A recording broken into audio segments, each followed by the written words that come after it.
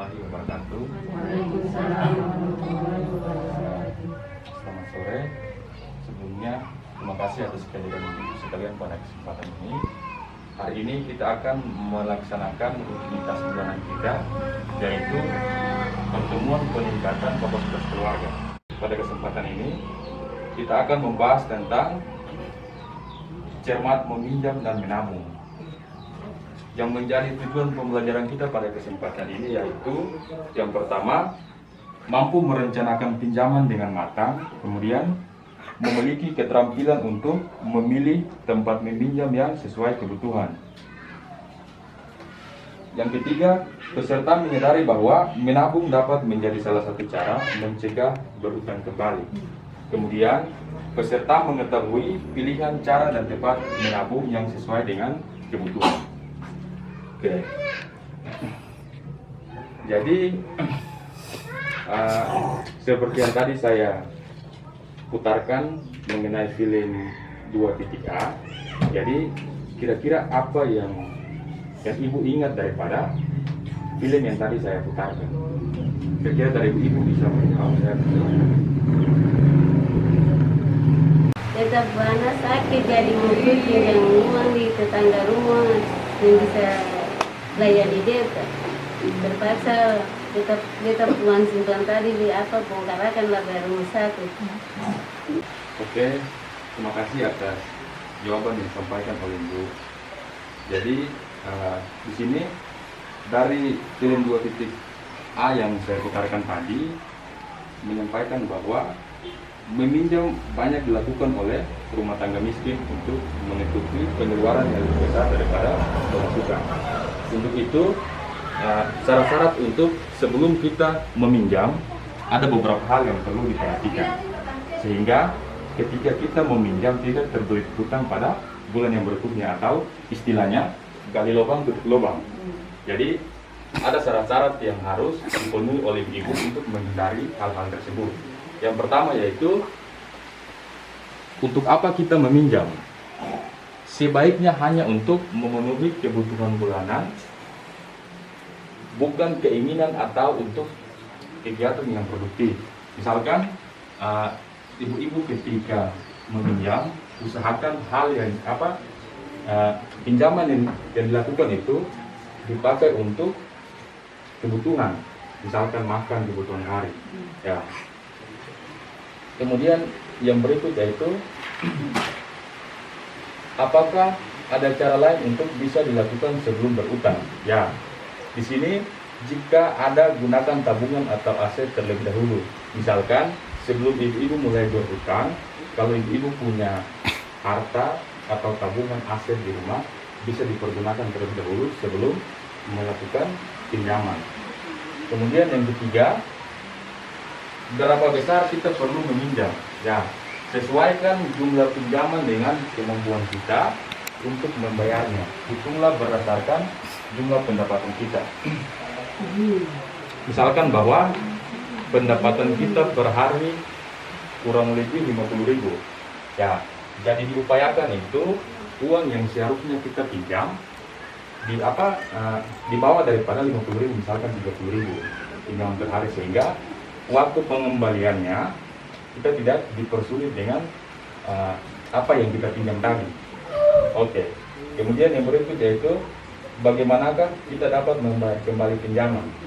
Ya, sesuaikan waktu pengembalian pinjaman dengan pola pendapatan kita, tetap atau tidak, musiman atau tidak. Ya, kalau di bagian ini, misalkan ibu-ibu sebelum meminjam, ibu-ibu harus mengatur terlebih dahulu bahwa misalkan pada saat ini saya meminjam, lalu kira-kira pada bulan apa saya bisa memberikan uang yang saya pinjam. Yang terakhir yaitu, kemanakah kita dapat meminjam? Bandingkan tempat-tempat meminjam yang ada, carilah tempat meminjam dengan total pengembalian yang paling murah. Ya, jadi seperti yang ada pada Flipkart 2B, tempat meminjam. Di sini ada beberapa sumber untuk kita bisa melakukan pinjaman. Yang pertama yaitu saudara atau kerabat dekat. Mengapa harus saudara atau kerabat dekat? Karena prosesnya lebih cepat dan mudah. Kemudian tidak perlu jaminan. Yang ketiga yaitu tidak ada penentuan batas maksimal pinjaman. Kemudian bunga pengembalian yang rendah atau tidak menggunakan bunga sama sekali. Kemudian yang berikut, periode atau cara pengembalian bisa disesuaikan atau kita bisa mengembalikan sesuai dengan semampunya kita kalau kita meminjam di saudara atau kerabat terdekat. Jadi kita lanjut. Yang kedua yaitu tempat meminjam dapat dilakukan pada rentenir termasuk bank keliling, karena selain prosesnya mudah, kemudian tidak perlu jaminan, kemudian tidak ada batas maksimal pinjam. Jadi kita lanjut ibu. Yang berikut tempat meminjam yaitu kelompok simpan pinjam atau PKK atau arisan PKH. Jadi selain prosesnya cepat dan mudah, kemudian tidak memerlukan jaminan. Yang berikut yaitu ada batas maksimal pinjaman. Kemudian bunga atau total pengembaliannya cenderung lebih rendah. Kemudian periode atau cara pengembalian bisa disesuaikan dengan kesepakatan ibu. Misalkan pinjaman dilakukan di kelompok atau komunitas arisan. Kemudian tempat meminjam yang berikut yaitu koperasi simpan pinjam.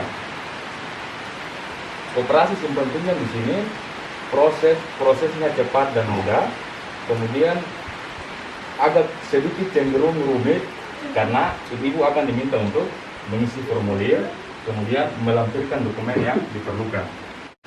Yang berikut yaitu bank pasar.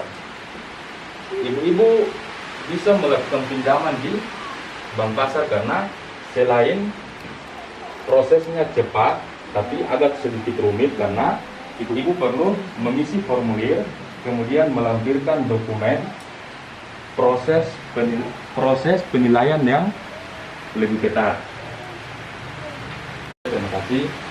Jadi kesimpulan daripada hasil pembelajaran kita pada kesempatan ini yaitu setiap lembaga pemberi pinjaman yang tadi saya jelaskan memiliki kelebihan dan kekurangan.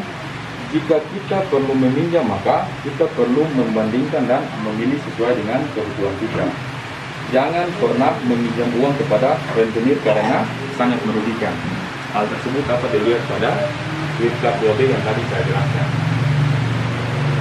Kemudian pinjaman sebelum meminjam berencanalah dengan matang karena akan membantu kita dalam menyelesaikan masalah keuangan.